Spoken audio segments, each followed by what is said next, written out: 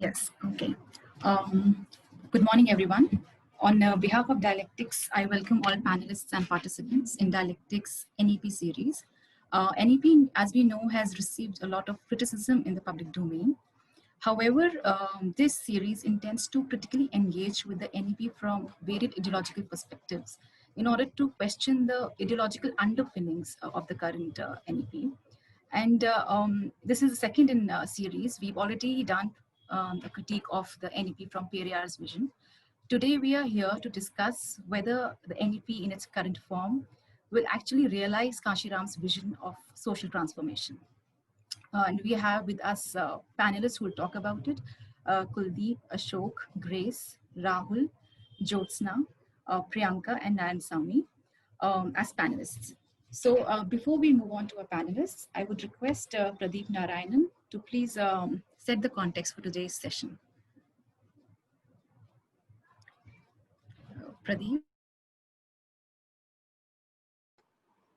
Yeah, welcome all of you. Thank you very much for joining and thank you for this opportunity.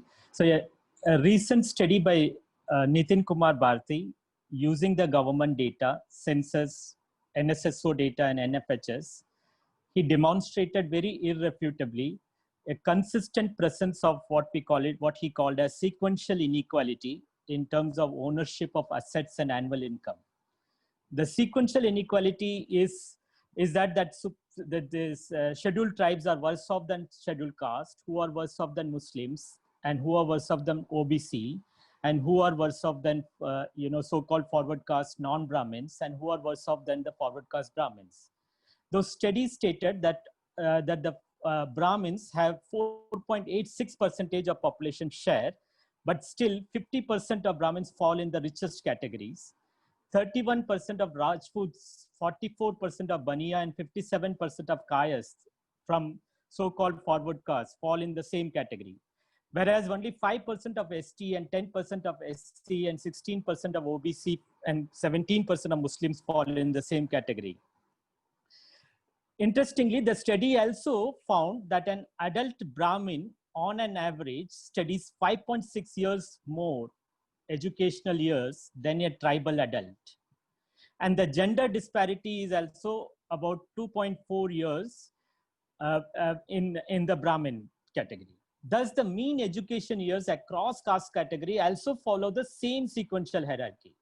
So literally what is happening is the Brahminism, that is the caste hierarchy, controls the education system and is perpetuating the same hierarchy. Now, the challenge has been about the way the Brahminical system writes and implements the policies. Take an example of what is called as Dakshina Fellowship. This fellowship could be traced to Shivaji paying the cost to Brahmins for claiming the Kshatriya status for the coronation entitlement that he anyway deserved. Peshawas, as early as in 1758, offered this fellowship to Brahmins only. Initially, it was meant only for Maharashtra Brahmins. Later, they applied what is called as equity principle, and fellowship was then made available for all the Brahmins. That was the equity they thought of. Then in 1930s, it was extended to other categories also. So an advertisement in the Nagpur University in 1930s would say something like this: the selection for Dakshina Fellowship would be made in the following order. The first would be Maharashtra Brahmin, then to any other Brahmin, and then to any other Hindu community and depressed classes. So it is almost the same sequential hierarchy that Nitin Kumar Bharti was talking about. Even today, certain universities offer the same government Dakshina Fellowship, which has been revived, and is available only to meritorious students who do not avail any other scholarship. In other words, even now, it is available only for forward caste. So the way the Brahmin claim the reservation has changed. They just know how to use innovative language to claim the same reservation. We all know that about 10% reservation which has been introduced. Many of us do not know that there are 4 states in India where the government-run Brahmin Welfare Board offers subsidies to Brahmins, which includes scholarship for studying overseas. Post-independence, education policies were also product of the same Brahminism or caste system, but but which also reactivated certain dormant practices. But NEP 2020 goes one step ahead. It is not only a product of Brahmanism, but also an active instrument to promote Brahmanism. For example, even in the 1986 policy had an active section on Sanskrit and Indology. But the section, whenever used the word Sanskrit, they also mentioned about other classical languages as well. But if you see NEP 2020, Sanskrit, it's a tool. It carefully and cleverly promotes Sanskrit. There are two exclusive detailed paragraphs on promotion of Sanskrit language. The initial section promotes Sanskrit as language. Then it promotes ancient texts, which are also now appropriated as Hindu texts written in Sanskrit, and then institutionalizes the integration of Sanskrit into the education system, and finally hands over the role of defining national culture to the expertise on Sanskrit. And having done that, the NEP states that the rich heritage of ancient and eternal Indian knowledge and thought has been a guiding light for this policy. So it goes on to explain and name ancient thoughts and philosophy and selective philosophers from the ancient period alone, and seeks that the rich legacies to the world heritage must not only be nurtured and preserved for posterity, but also researched, enhanced, and put to new uses through our education system. Now, that is not enough. Now, last month in September 2020, after adopting the NEP, the Ministry of Culture constituted a 14-member expert committee for defining Indian culture and heritage since 12,000 years before present. It is an exclusive male committee, which includes 5 from Sanskrit-based universities and departments. And there is one who is from the current chairperson of the World Brahmin Federation. And there is also another member who was a founder member of the World Brahmin Federation. So there are no the women, no Dalit, no Adivasi. And now they are going to create recreate what is the history and ancient heritage of India. And the functioning of NEP 2020, including the preparation of education curriculum and pedagogy, would be rooted in this India's history, culture, and tradition as defined by the explicitly this committee. So the sequential strategy is clear: Sanskrit, culture, education, and the perpetuation of the same system. NEP is therefore less an education policy and more to promote education as an instrument of the right-wing nationalism. It sees that opportunity in 2 drivers. One, aspiring for competitive advantage in global labor market for the Brahmin elites, while those at margins acquiring vocational skills and compete with machines, robotics, and artificial intelligence. And the 2, preserving and bolstering national heritage. Now, the 2 other drivers are prominent in their absence. One is the obligation of promoting equity in education, has a very cliquish presence. And 2, the responsibility to creating political citizenry to stand up for the fundamental rights of all citizens is pronounced by an absolute absence. So NEP not only cements the ladder for the so-called forward caste, but also kicks away the ladder that has been built by the efforts of Bahujan leadership such as Kamaraj, Kanshiram, and Kanshiramji rightly stated, where Brahminism is a success, no other ism can succeed. We need fundamental structural social change. The entire absence of objective of the creating political citizenry that provides political education to masses and enthuse them to stand up for their right is absolutely contrary to the vision of Manyava. I'll stop here to listen to the other panelists. Yeah, thank you, Aksa. Thank you, Pradeep. I'll now invite our panelists.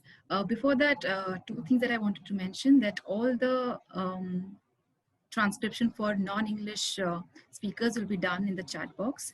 And in case you have any comments, suggestions, or questions, please put them in the chat box. That will be addressed to the panelists by the end of the session. I'll now invite Kuldeep Kumar Bodh, who will be talking about education and Kanshiram's vision of social transformation. Kuldeep, मैं आपको request करती हूँ कि आप अपनी बात रखें। Okay, सभी को जय भीम, जिंदाबाद। मेरा नाम कुलदीप कुमार बौद्ध है और मैं यूपी बुंदेलखंड में काम करता हूँ। मेरा एक ऑर्गेनाइजेशन है बुंदेलखंड दलित कार्य मंच और बहुजन फाउंडेशन।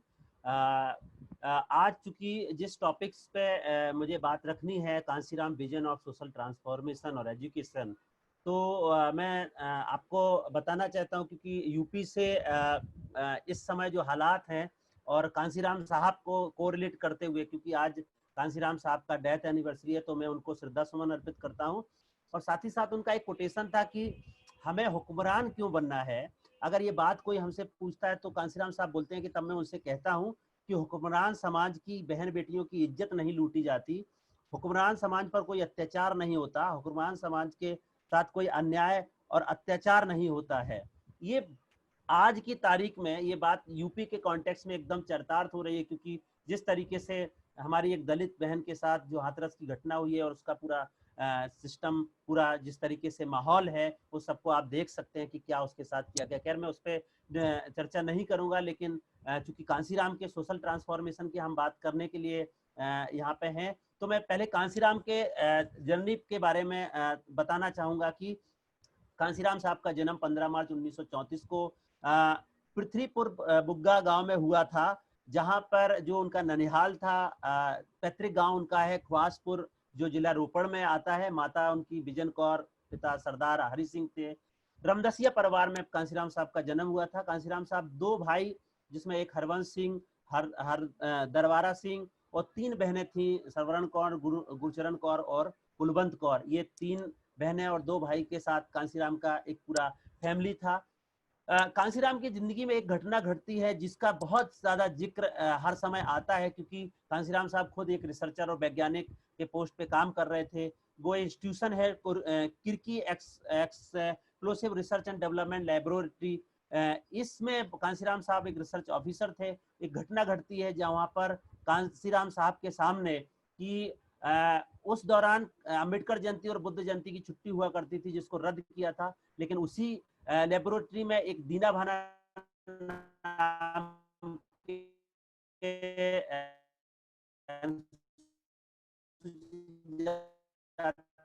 के जो सदन का प्रभाव था कि नहीं आपको काम करना है, तो उन्होंने बोला कि नहीं मैं काम नहीं करूंगा।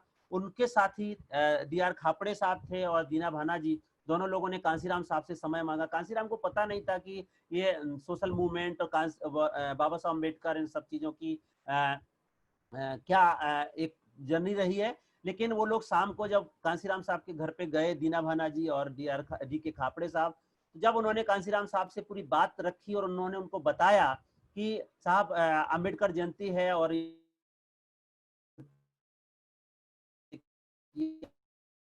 अंबेडकर कौन है मुझे बताइए, तो तब दीना भाना जी और खापड़े साहब जिनके टीम के साथी थे, उन्होंने बाबा साहब का कुछ लिटरेचर दिया। एक सबसे इंपॉर्टेंट किताब एनिलेशन ऑफ कास्ट जो कांसीराम साहब को उन्होंने दिया और उनको देकर के चले आए। उन्होंने कहा साहब मैं तो संघर्ष कर रहा हूँ, आप इस किताब को पढ़ लेना, बाकी हमारे महापुरुषों का संघर्ष क्या है। कांसीराम साहब उस रात को उस पूरी किताब को कम से कम 5 से 7 बार पढ़ते हैं। वो दूसरे दिन आकर के उन टीम के साथ खड़े हो जाते हैं और तब उनको पता चलता है कि सच में हमारे समाज की हालत क्या है, जिसको वो 85% समाज बोलते थे, उसकी क्या हालत है और उसके लिए हमें काम करना पड़ेगा। कांसीराम साहब ने 1964 में अपनी नौकरी छोड़ दी और 24 पेज की एक चिट्ठी लिखी और उस 24 पेज की चिट्ठी में उन्होंने अपने माँ को, भाई को, बहन को और पूरे रिश्तेदारों सबको लिखा और कुछ प्रतिज्ञाएं की कि आज के बाद मैं टोटली सामाजिक मूवमेंट में उतर रहा हूँ, मैं घर नहीं जाऊंगा, शादी नहीं करूंगा। इस तरीके के 24 प्रतिज्ञाएं लेकर के कांसीराम साहब इस सोशल मूवमेंट में आकर के उतर गए और उन्होंने देखा कि इस पूरे समाज के जो जैसे दीना भाना जी थे, डी.आर. खापड़े साहब थे, बहुत सारे अनुसूचित जाति के कर्मचारी थे, उन सबको उन्होंने लेकर के साथ में एक बामसेब नाम का संगठन बनाया। 6 दिसंबर 1964 से उन्होंने बामसेब की शुरुआत की, जिसको आगे जाकर के 6 दिसंबर 1978 को बामसेब की उन्होंने स्थापना किया। बामसेब जो बैकवर्ड दलित और माइनॉरिटीज के जो एम्प्लॉइज थे उनका एक संगठन बनाया। उसका एक ही कॉन्सेप्ट था, पे बैक टू सोसाइटी, क्योंकि साहब जानते थे कि सोसाइटी में चेंज करना है तो एजुकेशन की जरूरत है, जिसकी कि आज हम लोग इस पैनल में डिस्कशन भी कर रहे हैं। तो पे बैक टू सोसाइटी हमारे समाज के लोग ही लोगों को आगे बढ़ाने का काम करेंगे। उस कॉन्सेप्ट पे कांसीराम साहब ने बामसेब की स्थापना किया और पूरे संगठन को चलाया। उसके बाद कांसीराम साहब का जो पूरा दौर रहा, 6 दिसंबर 1981 में उन्होंने एक और संगठन बनाया जिसको DS4 बोलते हैं, दलित शोषित समाज संघर्ष समिति। संगठन के माध्यम से कांसीराम साहब ने एक पूरा मूवमेंट्स खड़ा किया पूरे देश में। और आप सबको याद होगा कि DS4 के नेतृत्व में ही कश्मीर से लेकर कन्याकुमारी 100 दिनों की कांसीराम साहब की साइकिल यात्रा हुई है। एक कोटेशन बहुत ज्यादा फेमस, लोग कहते हैं कि मैं तो अकेला चला था जानवे मंजिल, मगर लोग जुड़ते गए और कारवा बनता गया। इस तरीके से कांसीराम साहब का कारवा आगे बढ़ा और 6 दिसंबर 1981 से DS4 के नेतृत्व में पूरा एक संगठन चला, जिसको लेकर के कई सभाएं हुई, रैलियां हुई, साइकिल यात्रा हुई, दिल्ली के मैदान में लोग इकट्ठे हुए, लाखों साइकिलों के साथ लोग गए। और मैं खुशनसीब हूं कि उनमें मेरे ग्रैंडफादर माननीय चैन सुख भारती जी उस साइकिल यात्रा के हिस्सा थे और पहले बहुजन समाज पार्टी के विधायक रहे हैं और 14 दिन कार्यवाहक मुख्यमंत्री भी रहे हैं और उस यात्रा के हिस्सा थे। तो मुझे बचपन से कांसीराम साहब के उस विजन को समझने का मौका मिला, उस दृश्य को समझने का मौका मिला है। तो मैं इस चीज को इसलिए रखना चाहता हूं कि कांसीराम सच में सोशल ट्रांसफॉर्मेशन के वो एक एग्जाम्पल हैं जिनको पढ़ने के बाद ही पता चलेगा कि कांसीराम ने किस तरीके से 85% की लड़ाई को लड़ा और किस तरीके से उन्होंने राजनीतिक सत्ता तक पहुंच करके बताया। क्योंकि कांसीराम साहब बाबा साहब के मिशन और मूवमेंट्स को आगे बढ़ाने का काम कर रहे थे, आगे बढ़ाने का उन्होंने काम किया है। बाबा साहब का जो पूरा मूवमेंट्स था उसको लेकर के जब DS4 की पूरी कार्यवाही, पूरा आंदोलन चला तो उन्होंने देखा कि बिना राजनीतिक सत्ता के कोई भी परिवर्तन, राजनीति वो चाबी है जिससे सारे विकास के दरवाजे खोले जा सकते हैं। तो उन्होंने 14 अप्रैल 1984 को BSP बहुजन समाज पार्टी की स्थापना किया, जिसको लेकर के पूरा पॉलिटिकली मूवमेंट कांसीराम साहब ने खड़ा किया। और उस पॉलिटिकली मूवमेंट का एक सफल एग्जाम्पल उत्तर प्रदेश को उन्होंने स्थापित किया। 4 बार बहन जी मुख्यमंत्री मायावती को स्थापित किया वहां पे। और एक पूरे तरीके से जिस तरीके से पूरे देश में उन्होंने बहुजनों की आवाज को बुलंद किया है, वो आज जितना आप कांसीराम को पढ़ेंगे, उनकी बहुत चर्चित किताब चमचा युग जो उन्होंने लिखा है उसको पढ़ना चाहिए, जिसमें उन्होंने बहुत सारे इस तरीके के जो वर्तमान के हालात हैं पूरे बहुजन मूवमेंट्स के, दलित आंदोलन के, उसके बहुत सारे एग्जाम्पल्स, बहुत सारे स्थितियों को आज की तारीख में भी हमें देखने को मिलता है।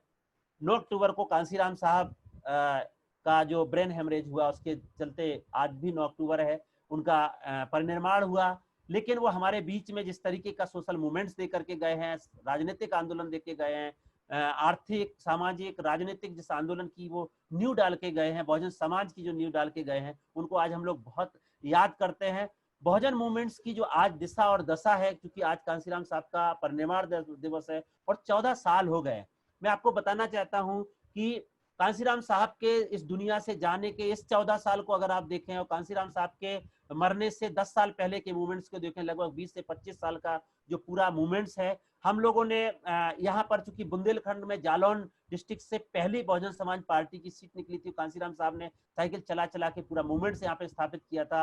हमारे ग्रैंडफादर उसके हिस्सा भी रहे, तो मैं उस चीज को बहुत अच्छे से रियलाइज कर पाता हूँ, वो देखता हूँ। तो उस पूरे दौर को हम लोगों ने कांसीराम साहब के 20 साल की जर्नी को, 10 साल उनके मरने से पहले, 10 साल उनके इस दुनिया से जाने के बाद, 20 साल के पूरे मूवमेंट्स को हम लोग एनालिसिस करते हैं। जिन लोगों ने उनके साथ साइकिलें चलाई, उन लोगों के साथ हम लोगों ने एक पूरा 3 दिन का एक कार्यशाला किया था। उसमें निकल करके यही आया था कि आज की तारीख में पूरे बहुजन समाज का जो मूवमेंट्स है वो कहीं ना कहीं जिस तरीके की संकल्पना के साथ खड़ा हुआ था, उसमें कुछ चीजों में बदलाव देखने को मिल रहा है। इसी वजह से हमारी जो चीजें हैं वो बदलती जा रही हैं, उन पे हमें काम करने की जरूरत है, जिसको लेकर के हम लोगों ने बहुजन फाउंडेशन की स्थापना भी किया है। और अभी हम उस कॉन्सेप्ट के साथ सामाजिक आंदोलन को, क्योंकि कांसीराम साहब कहा करते थे बिना सामाजिक परिवर्तन के राजनीतिक परिवर्तन पूरी तरीके से अधूरा है।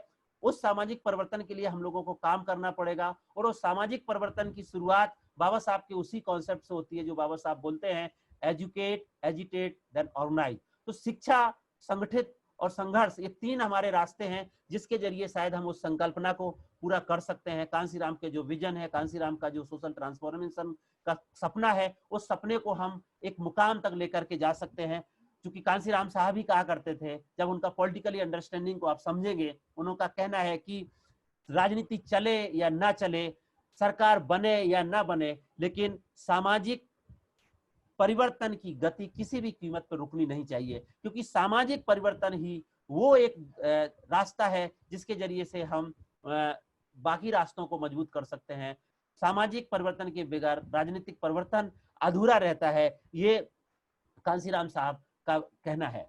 कांसीराम साहब का एक और मैं जिक्र यहाँ पे करना चाहूंगा, क्योंकि एक एग्जाम्पल के तौर पे वो बताते हैं कि एक झाड़ू जो होती है वो एक सूत्र में बंधी रहती है, और जो झाड़ू एक सूत्र में बंधी रहती है तो वो सफाई का काम करती है, कचरा साफ करती है। लेकिन वही झाड़ू अगर बिखर जाती है तो फिर वो खुद कचरा बन जाती है।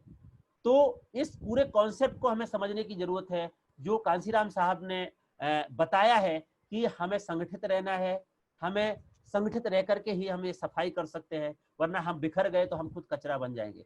दूसरा एग्जाम्पल कांसीराम साहब का बहुत फेमस है, जो पेन का एग्जाम्पल देते हैं कांसीराम साहब, कि पेन में जो ऊपर का ढक्कन है, उसको एग्जाम्पल के साथ कांसीराम साहब समझाते थे कि ये कलम है और इसके ऊपर जो ढक्कन लगा हुआ है, इसके जरिए वो 15 और 85 का एग्जाम्पल समझाते थे कि किस तरीके से 15% लोग और 85% लोगों के बीच में जो खाई है, जो 85% के लोग हैं वो आज तक राजनीतिक सत्ता, शिक्षा, संस्कृति सभी तरीके से बैकवर्ड उस पर चले गए हैं, लेकिन 15% लोगों का एक पूरा कब्जा हो गया है। तो कैसे हम इस पूरे सिस्टम को बदल सकते हैं, इस व्यवस्था को चेंज कर सकते हैं, उसके बहुत सारे एग्जाम्पल कांसीराम साहब ने रखे हैं। बहुत सारे उनके जो पूरा विजनिंग है उसको समझने की जरूरत है आज के दौर में।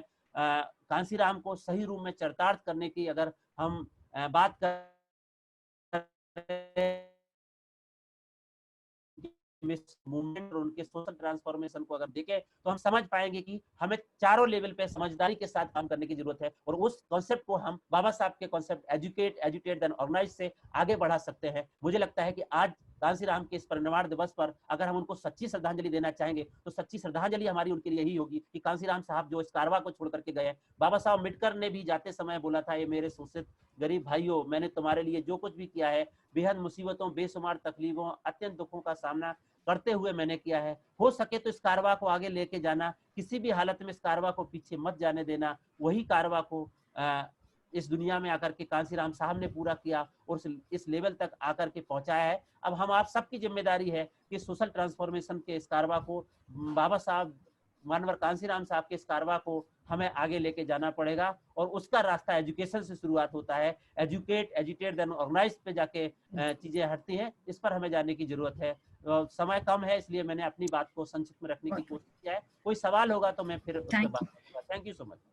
जरूर, thank you so much Kuldeep, आपने इतने पहलू में याद रखी है। मैं अब I would like to actually call upon our next speaker, who's actually not here but shared her video with us, and Jyotna Siddharth, and where she's critiquing the idea of nationhood as envisioned in the NEP. Gitanji, can we just play the video?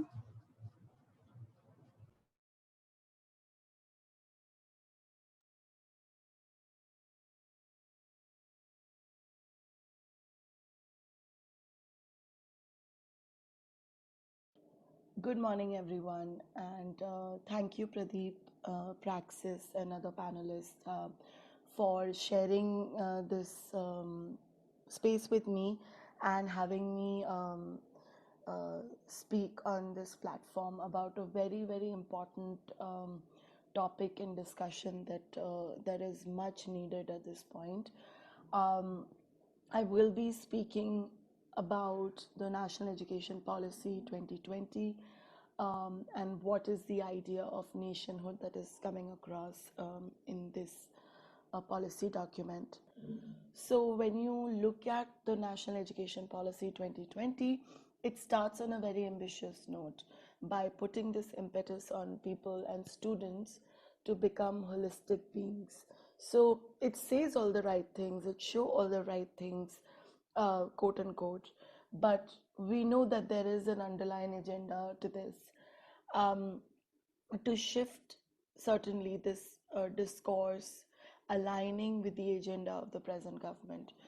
There's another line in the policy document which says students will be taught at a young age the importance of quote unquote doing what's right and will be giving a logical framework for making ethical decisions. And I guess then it goes on to say in later years this would then be expanded along themes of cheating, violence, plagiarism, littering, tolerance, equality, empathy, etc., with a view to enabling children to embrace moral ethical values in conducting one's life, formulate a position argument about an ethical issue from multiple perspectives, and use ethical practices in all work.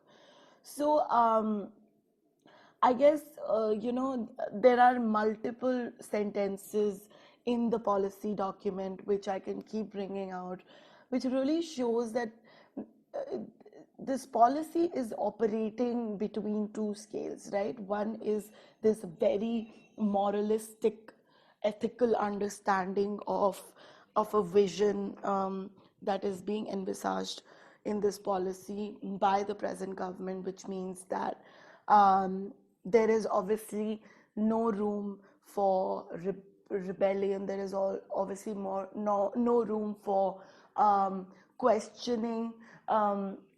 All the questioning and critical thinking that's happening, it's being shaped in a certain way to fulfill the agendas of the present government, and that is coming out very, very strongly in the policy, right? And it's written for, not for children and students from marginalized communities. I think it's written for students, I would say, or children, keeping in mind the upper caste, upper class morality in a way. So for me, it's so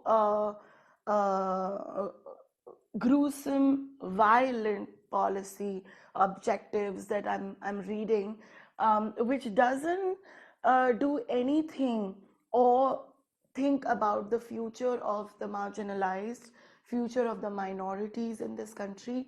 And like as Kashiram says, that their focus has always been pushing for political representation, pushing for getting into politics for Dalits, as he says. He's coming with a certain vision, obviously, and I don't think that Kashiram can be in this particular context being seen. I mean, of course, when I say this, I evoke Ambedkar and then Kashiram, that they had a certain vision and they had certain objectives in mind, which looked at empowering Dalit communities. However, through political representation and through participation in electoral politics, through political parties, right? So there was a vision that they had, but obviously people who are making this policy document have a very different agenda and have a very, very different idea of for India, as they're already saying in this policy document. So I think for me, at this point, it becomes very, very important to question the policy framework, to question some of these ideas that is being shown in the mandate.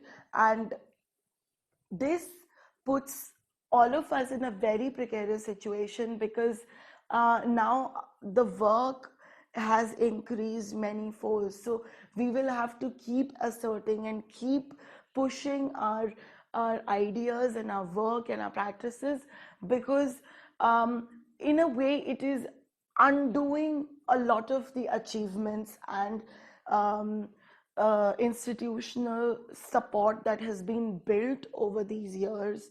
And education policy has always been problematic. It's not like this is the first time it's a problem.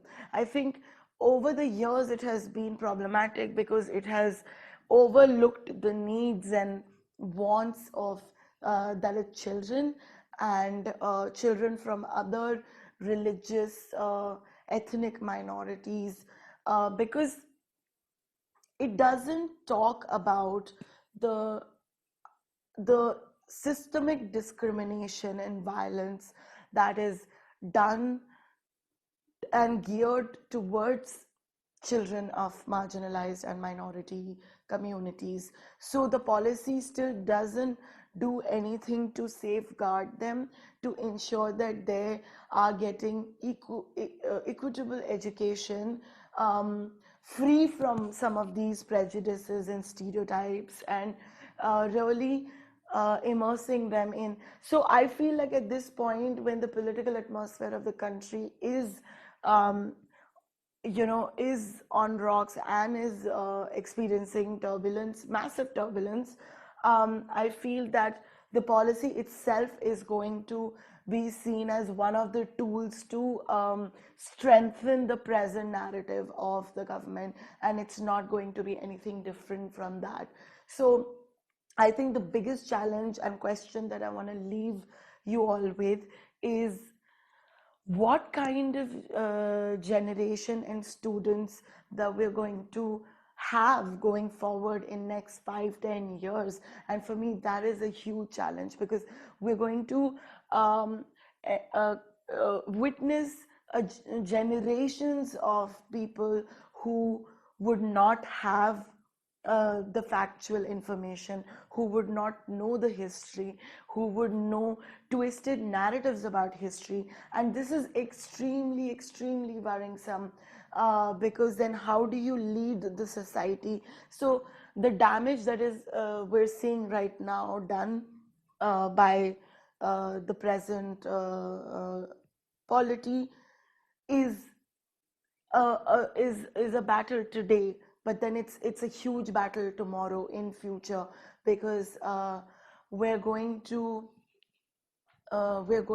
have to do a lot of work with the future generations to undo some of the damage and misrepresentation and misinformation that they have grown up listening, reading in schools, and it's extremely alarming. So the question that I want to leave the group with is that, how are we going to ensure that in future we are better equipped and we are better prepared to deal with some of these challenges, which are now seems almost permanent.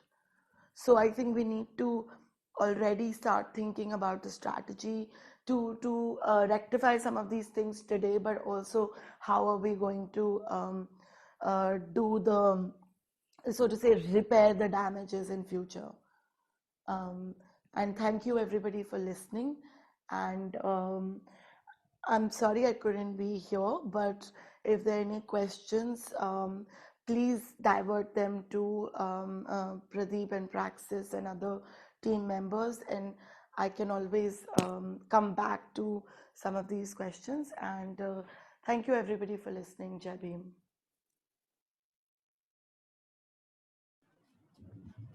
That was Jyotsna Siddharth for us, and hopefully she'll be joining us for question and answers session.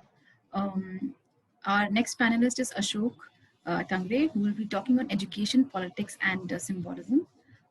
Ashok ji, आप please अपनी बात अब रख सकते हैं. Camera, हाँ, okay.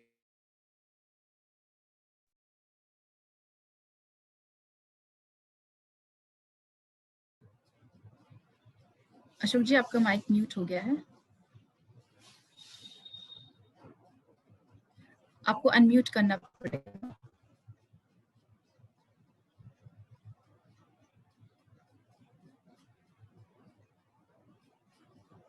आपका speaker unmute कर दिए अपना.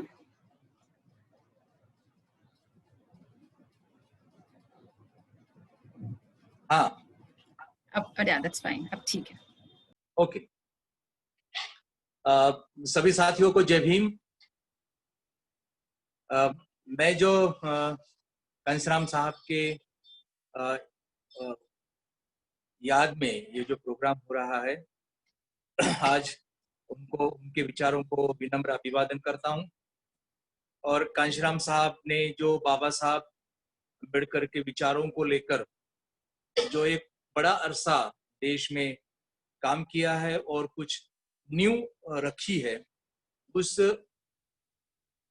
काम का कुछ हिस्सा बनने का मुझे मौका मिला. और जब भी कांशीराम साहब को सुनने का मौका मिला, मिलने का मौका मिला, तब मैंने जो कांशीराम साहब को समझ लिया है और जो मुझे समझे हैं उस मुताबिक मैं आज आपके सामने रखने का प्रयास करूंगा. उस रखने के प्रयास में भी मुझे कहा गया है कि सिंबॉलिक क्या क्या चीजें थी साहब की, उसके बारे में रखे, और एजुकेशन पॉलिसी के बारे में उनके क्या विचार थे इसके बारे में मुझे रखना है.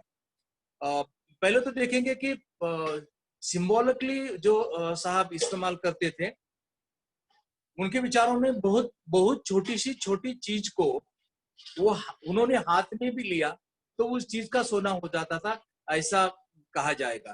क्योंकि उन्होंने पुणे में जब रहते थे तब साइकिल का इस्तेमाल किया अपने संगठन बनाने के लिए, और जिस साइकिल का इस्तेमाल उन्होंने संगठन बनाने के लिए किया, वो लास्ट तक वो साइकिल वो चलाते रहे। और इस सादी चीज, बहुत बहुत आसान चीज वो संगठन बनाने के लिए उन्होंने इस्तेमाल किया। मतलब जब लोग बोलेंगे कि हमको हमारे पास पैसा नहीं है, हमको गाड़ी जाने के लिए पैसा नहीं है, या हम संगठन कैसा बनाए, उन लोगों के लिए बहुत आसान तरीका उन्होंने बताया, जो खुद साइकिल पे घूमे और 83 में 4,500 किलोमीटर खुद साइकिल चलाए। और उस साइकिल रैली में 3.5 लाख लोग शामिल थे पूरे देश भर में। और उस साइकिल रैली का मैं भी एक हिस्सा था।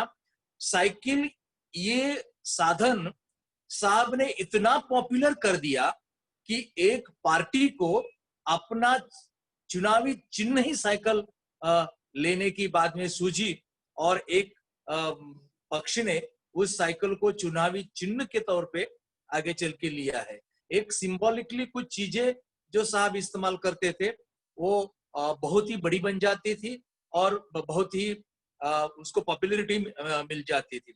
दूसरा चीज हमेशा साहब जो इस्तेमाल करते थे, अभी के हमारे साथी ने बताया कि एक पेन का इस्तेमाल बहुत ठीक ढंग से साहब करते थे। उनका हमेशा आपने ज्यादा से ज्यादा जो फोटो देखे होंगे वो इस प्रकार का उन्होंने किया हुआ है, और ये फोटो बहुत पॉपुलर है। ये जो फोटो है उन्होंने बहुत पॉपुलर है उनका, और ये एक्शन भी बहुत पॉपुलर था। उन्होंने 1550 का उदाहरण समझाने के लिए हमेशा के तौर पे पेन का इस्तेमाल साफ करते थे।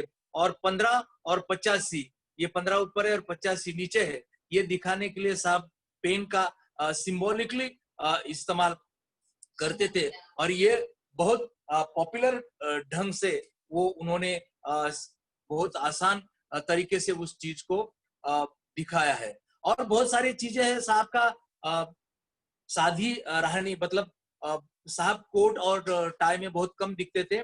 एक साधारण सा शर्ट, साधारण सी पैंट लेकर वो जो सादगी थी वो भी उन्होंने सिंबॉलिक तरीके से लोगों के सामने लाई गई है। उनके जो कोटेशंस थे वो कोटेशंस बहुत मायने रखते हैं पूरे चळवळ को या पूरे मूवमेंट को, बाबा साहब अम्बेडकर के मूवमेंट को आगे लेके जाने के लिए। तो जो सिंबॉलिकली उन्होंने इस्तेमाल किए हैं कोटेशन, उसमें बहुत सारे कोटेशन ऐसे हैं जो कहते हैं कि वोट हमारा, राज तुम्हारा, नहीं चलेगा नहीं चलेगा। तो पहली बार लोगों को ये एहसास दिलाया उन्होंने कि वोट तुम्हारा है और राज किसी और का है, तो आपके वोटों के ऊपर आपका राज चलना चाहिए। ये बहुत आसान ढंग से उन्होंने बताया।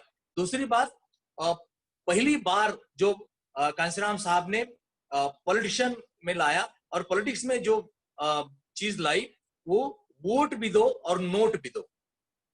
बाकी कोई भी पार्टी या बाकी कोई भी पॉलिटिशियंस जो अपने को वोट देते हैं उनके तरफ से नोट लेने की बात नहीं सोचते थे।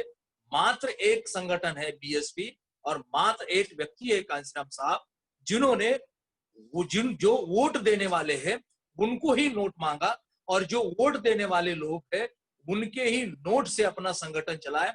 तो दूसरा सिंबॉलिकली उन्होंने नारा लगाया था, वोट भी दो और नोट भी दो। तो तीसरा एक नारा साहब ने लगाया कि बीएसपी की क्या पहचान, नीला झंडा हाथी निशान। तो नीला झंडा और हाथी निशान ये बीएसपी की पहचान है। और बाबा साहब अम्बेडकर के जमाने में बाबा साहब जब थे तब उन्होंने जिस हाथी को इस्तेमाल किया था अपने सिंबॉलिकली, उस हाथी निशान को फिर एक बार अपने संगठन में लाने का प्रयास कांसीराम साहब ने किया। वैसे हाथी ये जो निशान है बुद्ध काल से उसका इस्तेमाल किया गया है। पूरे बुद्ध जो बौद्धिक हेरिटेज है उसमें हाथी का सिंबॉलिकली इस्तेमाल किया है। हाथी बुद्धिमान प्राणी है, शांत चित्त का प्राणी है, शक्तिशाली प्राणी है। इस शक्तिशाली और शांत चित्त और अपने लक्ष्य की तरफ जाने वाले प्राणी को इस्तेमाल उन्होंने बाबा साहब ने भी किया है, और बाद में कांशीराम साहब ने भी उसको उस चिन्ह को उजागर करके अपने संगठन में ज्यादा से ज्यादा इस्तेमाल किया है। नहीं, सब जगह पे उसका इस्तेमाल किया है। और एक कांशीराम साहब का कहना था कि आरक्षण से एसपी डीएम, वोट से सीएम पीएम। अब आपका दो प्रकार के लोगों के ऊपर कंसंट्रेट किया है इस नारे में।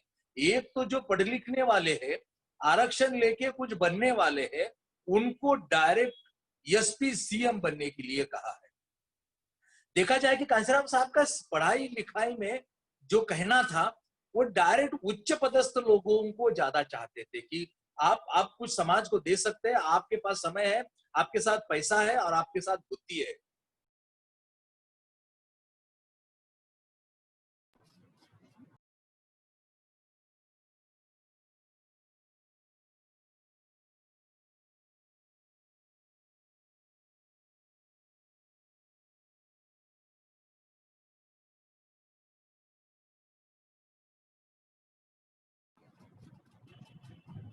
लाया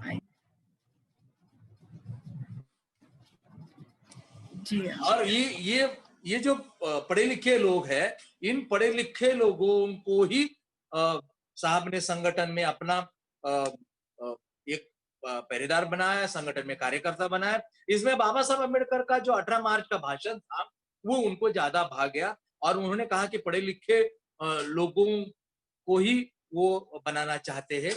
एक्चुअली बाबा साहब ने बहुत नाराज होके पढ़े लिखे लोगों के ऊपर टिप्पणी की थी कि ये पढ़े लिखे लोग आगे चल के कुछ करेंगे समाज के लिए, ऐसा मुझे लगता था, मगर ये अपना खुद का पेट पालने में मशगूल है, ये ऐसा बाबा साहब ने कहा था। और बड़ी दुखित होकर बाबा साहब ने इन पढ़े लिखे लोगों के बारे में कहा था। मतलब बाबा साहब को पढ़े लिखे लोगों के तरफ से बहुत अपेक्षाएं थी, ये कांशीराम साहब ने जाना। और जिन पढ़े लिखे लोगों के तरफ से बाबा साहब को अपेक्षा थी, और 18 मार्च को जो भाषण किया बाबा साहब ने, इन पढ़े लिखे लोगों के बारे में एक कोटेशन उन्होंने इस्तेमाल किया। उस कोटेशन को ही कांशीराम साहब ने अपने जीवन का मिशन बनाया, और उन पढ़े लिखे लोगों को इकट्ठा करके बाबा साहब के मिशन को पूरा करने के लिए कांशीराम साहब ने इस्तेमाल किया। क्योंकि पढ़े लिखे लोगों के पास दिल, दिमाग और पैसा है, ये कांशीराम साहब जानते थे, और दिल, दिमाग और पैसा देकर आप समाज को कुछ बना सकते हैं, ये कांशीराम साहब का कहना था। दूसरा और एक चीज है कांशीराम साहब की, वो उन्होंने कहा था कि जिन समाज की गैर राजनीतिक जड़ें मजबूत है, वही राजनीति में सफल हो सकता है, और बामसेट के जरिए गैर राजनीतिक जड़ें मजबूत करने का काम कांशीराम साहब ने किया है। और एक सिंबॉलिकली देखा जाएगा तो कांशीराम साहब एक वैज्ञानिक थे। सभी को मालूम है कि वो पूना के एम्यूनिशन फैक्ट्री में वैज्ञानिक रूप से काम करते थे, तो उनके संगठन के भी नाम कांशीराम साहब ने उस सूत्र के जैसे रखे हैं। जैसे बामसेफ ये नाम है, इस प्रकार का नाम पहले किसी संगठन का नहीं था। बामसेफ का पूरा नाम the all India backward SC ST minority communities federation है। तो ऐसे बड़े नाम का एक बामसेफ, एक छोटा सूत्र उन्होंने बनाया। दलित शोषित समाज संगठन DS4 का नाम भी उसी प्रकार से है, एक डी है और यस जो है 4 है, तो DS4 ये नाम उन्होंने सूत्र के रूप से रखा गया। DSP का भी नाम उन्होंने उसी प्रकार से शॉर्ट फॉर्म लगाया। तो ये संगठन का शॉर्ट फॉर्म में नाम रखने का जो तरीका है और नाम रखने की जो प्रक्रिया है, वो कांशीराम साहब ने समाज में लाई।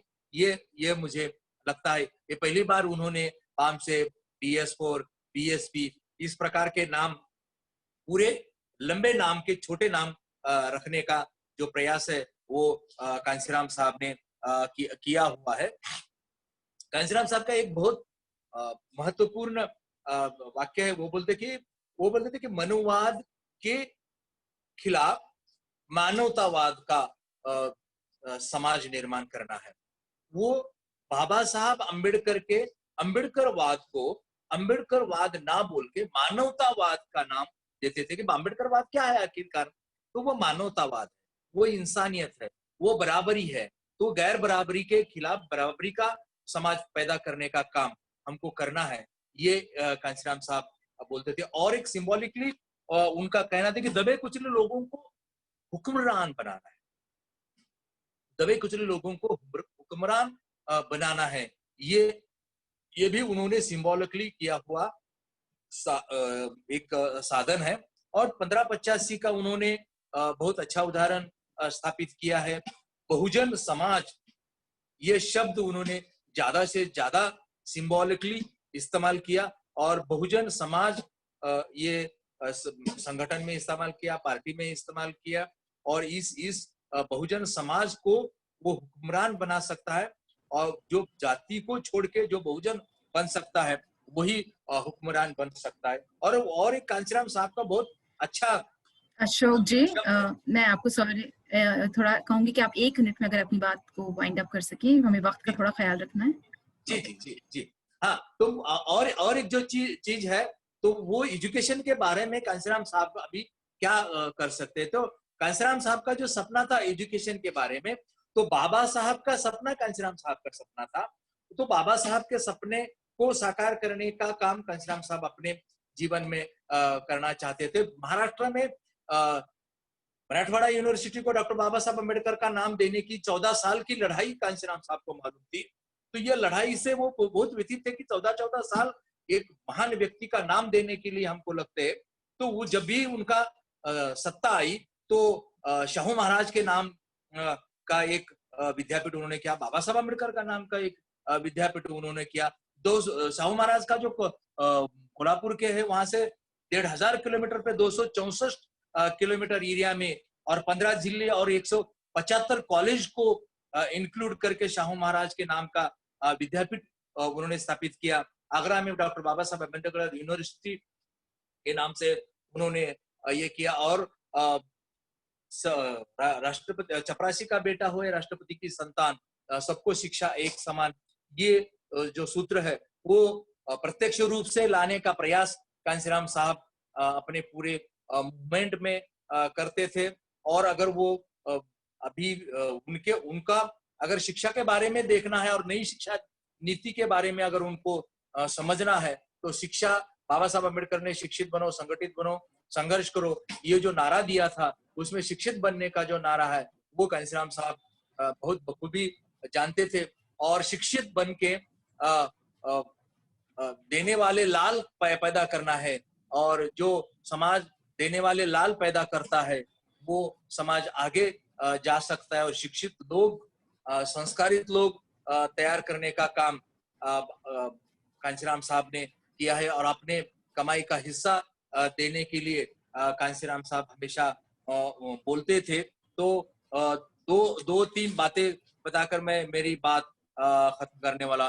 देने वाले समाज में लाल पैदा होते हैं और मांगने वाले समाज में दलाल पैदा होते हैं, ये कांशीराम जी साहब ने कहा है।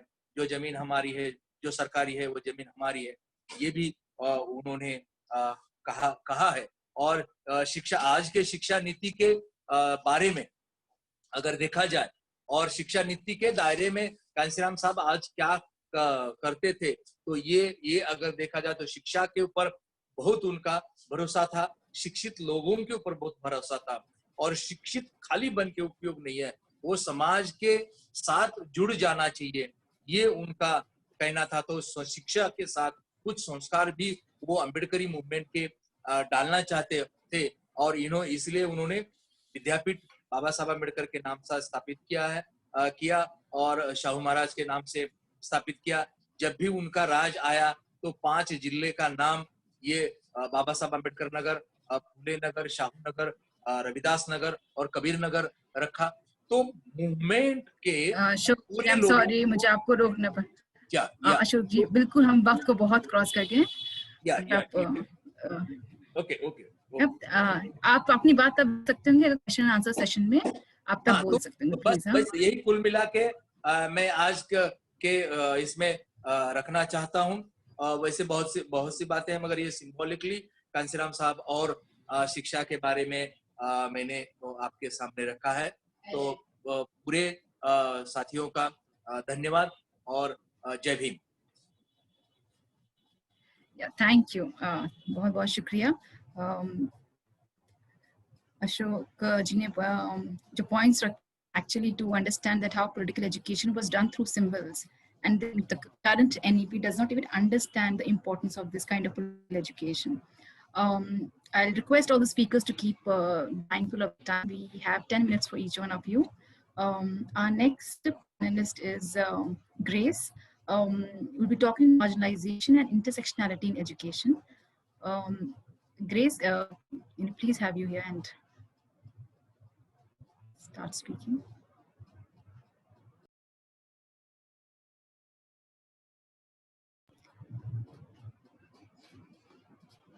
Hi, Grace, are you there? Aksa, Grace seems to have dropped off the call. Maybe we'll Okay. just try and connect with her. If you could request the next speaker, please.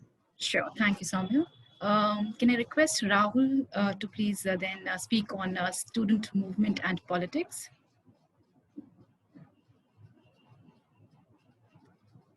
Rahul, are you here? Yeah. Yeah, thank you so much. Yes. Yeah. So first of all, I would like to thank you and your team for giving me this opportunity to talk about student movement and student politics in India. I hope you can hear me. Hello. Yes, Can you we hear can. me? Yes, Yes, sir. we. Yeah. So I'll just try and touch upon kind of a history of student politics and student movement in India, and then how the Dalit Bahujan student organization emerged in student politics. Since like me, other speaker have touched upon Kanshiram Saab legacy, and in introduction, sir has given the context of the early education policy and the contemporary education policy and its impact overall on the education system, and especially with the reference of caste and wealth inequality by referring the Bharati's report. I'll just try and give you some glimpses of the past of student movement, so that because there is no as such compiled work or research or writing on the student movement of Dalit Bahujan. So I'll just try and provide some aspect of it. So you see, the student movement have a long-standing history in India. Unlike other countries in South Asia, India's student movement have their roots in independence movement, having played significant role in the anti-colonial struggle. Although ideological conflicts and differences existed between various student organizations, such as socialist, Marxist, radical, and nationalist, to name a few, the fight against British imperialism laid a common ground for all to unite under All Indian Student Federation in 1936, which was supported and controlled by the Congress. As a nationalist movement led by Congress, a non-Congress movement and organization were not represented in that framework. So that time, All India Muslim Student Federation, a student wing of All India Muslim League, founded in 1937, and the RSS student organization, Hindu Student Federation, founded in 1930, which were basically nothing but the offshoot wing of their mother organization. And these all organization, including the Congress-led Student Federation in 1936, or the All India Muslim League, or the RSS student organization, they were all mostly represented by and dominated by the upper class and upper caste leadership in the university. Interestingly, during 40s, in response to the upper caste hegemony and to support the untouchable struggle, Dalit youth gathered and formed the All India Scheduled Caste Federation, All India Scheduled Caste Student Federation, under the leadership of Dr. B.R. Ambedkar. Basically, this was announced during the Depressed Classes Conference held in July 1942 at Nagpur. While the role and function of this student organization were intended to fight and negotiate with British rule, the independent student movement lost their direction. They were further reduced to campus college-based issues, focusing on student problems. Moreover, the shift from national to the regional and ideological and further to splintered interests based on student mobilization became the common feature of student movement in post-independence India. The second wave of student politics and movement in India was by the student protest for separate Andhra state in 1950 and later separate Telangana state. Student mobilization for Sayukta and Unite Maharashtra movement in late 1950s left student organization agitation against the Congress government in West Bengal during 1966. The shift of left student from left to radical left, for example, Naxalite movement in 1970, the student agitation in North India, mostly upper caste student agitation in North India against the reservation policy during 70s. So, moreover, the internal, so the internal emergency imposed by Indira Gandhi government in 1975 once again shaped a new nationwide student movement. During emergency, student movement under the leadership of Jayaprakash Narayan played a significant role in dethroning the ruling Congress party from power. Several student leaders of the anti-emergency movement also entered in national politics. As their respective leaders occupied important space in national politics, left, socialist and right-wing student organization became stronger in university politics. In the midst of this, the entry of Dalit tribes and other backward caste students due to constitutional measure changed the student demography across the university campuses. Consequently, this influx of earlier marginalized community reshaped the student movement with new and important issue of caste and caste-based discrimination. In 1978, the Dalit student protest in the Marathwada University of Maharashtra to rename the university after Dr. B.R. Ambedkar can be traced as one of the earliest post-colonial student movement in India. Importantly, such autonomous mobilization of Dalit students in university campuses put them in direct confrontation with upper caste students and the university administration. The history of Ambedkarite Student Association, for example, ASA, which was founded in 1993 by a small group of Dalit students at Hyderabad Central University, is one such example. Emergence of ASA and several other Dalit student organizations in various universities can largely be traced back to issues of violation of reservation policy, caste-based humiliation and discrimination, and violence against Dalit students by upper caste students. In 1991, United Dalit Student Forum UDSF was formed in Jawaharlal Nehru University. As JNU student politics predominantly known for the left student politics, just give me a second.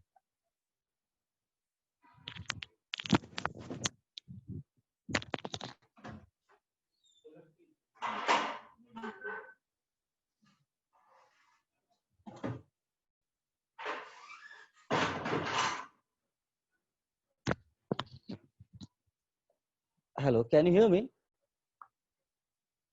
Yes, Rahul can. I'm sorry. So yes. So as I was talking about the emergence of ASA and United Dalit Student Forum in JNU.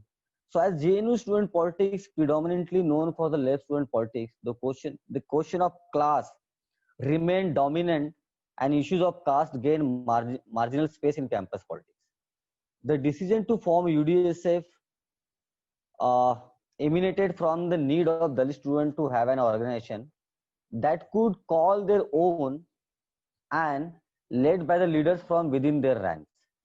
Although the emergence of organizations like ASA and UDSF created a space to contest the linearity of student movement, the conventional left-right binary remained popular in student activism until recently.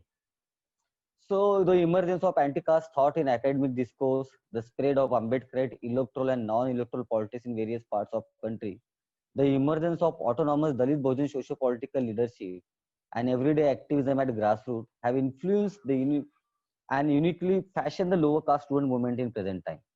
The emergence of Birsa Ambedkar Phule Student Association, which I am also part, BAPSA, in Jawaharlal Nehru University, is an appropriate case to understand such new development in student politics in general and lower caste student movement in particular in contemporary time.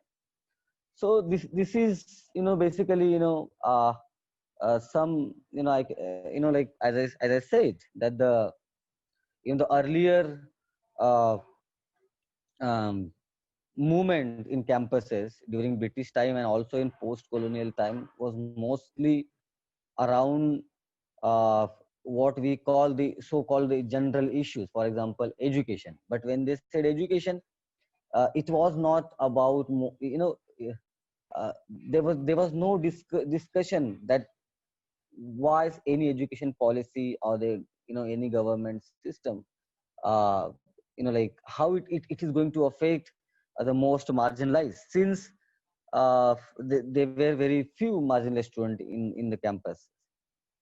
I'll also go into some history of the anti-caste student activism in India. So as we know, the British rule is the entry of the British rule has actually opened the education system for marginalized in some sense. It is with the introduction of legal measures such as Caste Disabilities Provisional Act of 1850 and the organized effort of Christian missionary that the lower caste and particularly Dalit gradually started receiving formal education and degrees. The new public sphere and modern Western values led to the radicalization of educated Dalit youth during colonial time. For instance, in Punjab, the young educated Dalit led by Manguram started Adi Dharma movement and rebelled against the polite casteism of upper caste reformers. The Adi Dharmis were antagonistic to the paternalistic attitude of the upper caste dominated Arya Samaj movement and its attitude towards the untouchable, as the untouchable were required to undergo Shuddhi, which is a purification, for becoming the member of Arya Samaj. Likewise, the educational opportunities led to social consciousness against the caste among young Dalits in other parts of the colonial India. Many young educated leaders like Kisan Bansode in central India, MC Raja, the leader of the Adi Dravida movement in Tamil Nadu, Bhagya Reddy Verma, who started the Adi Andhra movement, took anti-caste consciousness at grassroots level during the colonial time. This later contributed in solidifying the modern Dalit movement. Ambedkar, as the tallest leader of the Dalit movement, formed the first organization of Dalit students under the banner of Bahishkrit Vidyarthi Hitkarni Sammelan in 1925. It was subsidiary wing of Bahishkrit Hitkarni Sabha formed in 1924 by Ambedkar. So yes, so basically the goal of this student wing by Ambedkar was to establish hostel for Dalit students, to establish libraries, cultural center and educational center for Dalits, to educate Dalits in industrial and agriculture school and to make them self-sufficient in this field and to represent the problems of Dalits and to solve them. With the aim to organize Dalits across the regions and to empower them politically, Ambedkar formed his second political party, All India Scheduled Caste Federation in 1942, as I mentioned earlier also. In his first convention, important resolutions were passed. So the separate identity of Dalit be recognized. This was also one of the major aim of that conference. A special provision should be made in the budget of respective provinces for higher education of the untouchable. The untouchable should get educated. So I will just skip this part, what was the aim of the All India Scheduled Caste Federation, and I'll mostly focus on the student part of it. So although the All India Scheduled Caste Federation didn't do well in the election 1946, Ambedkar's new attempt to gain overwhelming support from educated Dalits. Actually, it mostly All India Scheduled Caste Federation started gaining support from the educated Dalit. In the same year of All India Scheduled Caste Federation formation, Dalit youth from Nagpur formed the All India Scheduled Caste Student Federation. Student Federation rapidly spread in the other parts of the country, and wings were opened in Mumbai, Karnataka, Madras, Delhi, and Uttar Pradesh. The Student Federation held its first national conference on 12th May 1945 at Bombay. The second conference was organized from 25th to 27 December in 1946 at Nagpur with the aim of framing the constitution for the Student Federation. Various educated Dalit youth leaders were invited to participate in the conference. The issues of untouchability, financial crisis, hostel accommodation in universities and colleges, and discrimination in the schools were discussed in the 3-day conference. Although Ambedkar could not attend the conference, his message, "Our students should learn and lead," was circulated among the thousands of Dalit students who attended the conference. The conference was held in the spacious ground at Kasturchand Park in the well-decorated pandal. And Mr. Jogendranath Mandal, who was the first law minister of Pakistan and the Dalit leader in the West Bengal, was the president of the conference. Ambedkar, through his Scheduled Caste Federation, attempted to give all untouchable caste group a homogeneous socio-political identity. However, the assertion around primary caste group among Dalit at local level was common before Ambedkar emergence in the national politics. One such ethnic assertion of Dalit was Jatav Chamar of UPs during 1930s. They fought a long campaign to recognize a separate caste. It was a campaign led by the student and educated Jatav Chamar youth. In 1930, the assertion to be recognized as Kshatriya led the formation of Jatav Yuvak Mandal. It was the extension of Jatav Veer Mahasabha founded in 1917. It had great influence in the western part of UP and was dissolved in 1925 due to internal factionalism within the organization. Its influences in other northern part of India helped Jatav Youth League to spread its branches in Punjab, in Rajasthan, and in Madhya Pradesh. The Jatav Youth League was basically, was also opposing the Adi Hindu movement in UP, led by non-Jatav Chamars. The Adi Hindu Mahasabha promoted the argument that claims to be of higher caste were pointless, as they were never accepted by the upper caste Hindus. They rather believed in son of a soil theory to argue against the caste system and upper caste hegemony. The Jatav Youth League, to counter the Adi Hindu Mahasabha discourse, passed a following resolution in 1939 annual conference. And they say this conference declares that the Jatav have no connection with Adi Hindu movement and consider the Adi Hindu movement to be harmful for the Jatav race. Therefore, the workers of the league, members of the league, and the Jatav people should not take part in the Adi Hindu movement. Otherwise, league will take disciplinary action against them. This was their resolution. Its growing popularity and strict discipline helped lead to politicize the Jatav community and its demand. Interestingly, to promote the league cause at national level, they declared Ambedkar as their leader after learning that Ambedkar would be the representative of untouchables in Round Table Conference in England. Later, with the growing popularity of Ambedkar and his Scheduled Caste Federation, majority of Jatav joined the federation and left the old claim and distanced from the identification with Kshatriya identity. They left it, the Kshatriya identity later. In post-Ambedkarite period, the Dalit movement witnessed conflict in its leadership as well as in ideological position taken by its leader. So, we know after Ambedkar in Maharashtra what exactly happened. But after the split of the leadership after Ambedkar, there was a huge anger among the Dalit youths and the educated youth against the atrocity cases in Maharashtra, and which basically also led to form a Dalit Panther in 60s in Maharashtra. And we know what happened with RPI and other thing. And we also know the Dhasal and Dhale conflict in Dalit Panther. So, one of the worst effect of fractured leadership in Dalit movement in Maharashtra was on Namantar Andolan, the name change movement. It was a movement initiated by the Dalit student to change Marathwada University named after Ambedkar name. The Dhale and Dhasal faction of Dalit Panther did not support the movement, and the movement was basically led by the mostly the independent Dalit student organization, and then it was supported by the other leaders. I will skip little bit this part, and I will just again go to the campus politics.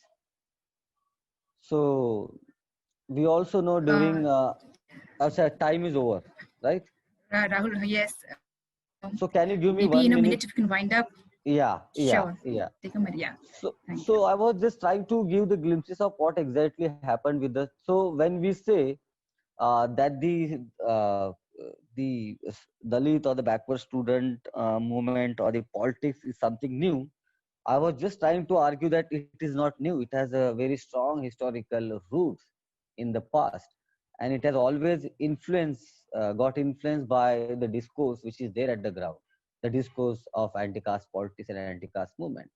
My argument in, like, because since I have been also the part of student movement and politics in JNU and the member of the BAPSA, one thing I want to say that the university, specifically the so-called central and celebrated university like JNU or even SU for that matter in contemporary time, are not the place where these are not the place which basically tolerates the anti-caste discourse.